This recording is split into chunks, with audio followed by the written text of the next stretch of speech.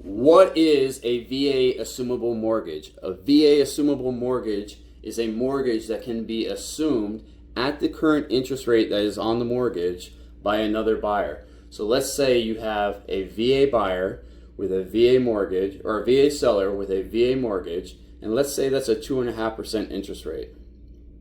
Now, all VA loans are assumable.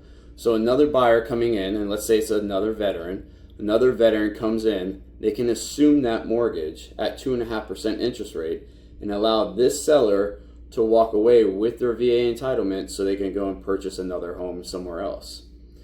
Now, you can do it if you're a non-veteran as well. So let's say you do not have a VA entitlement and you want to assume this mortgage and purchase this house.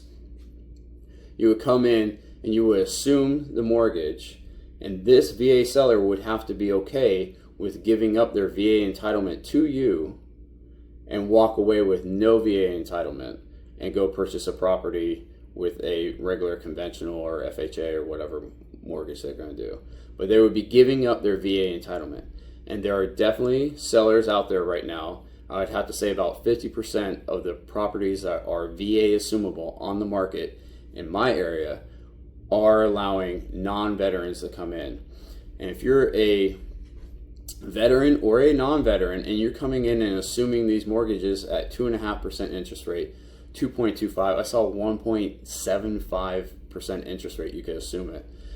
You're assuming you're taking full advantage of the interest rate and the buyer's market, because let's say that the property is listed at $1 million, and let's say that the VA loan has a balance on it of $900,000. So that's a $100,000 gap. Listed at $1 million, the balance on the mortgage is $900,000.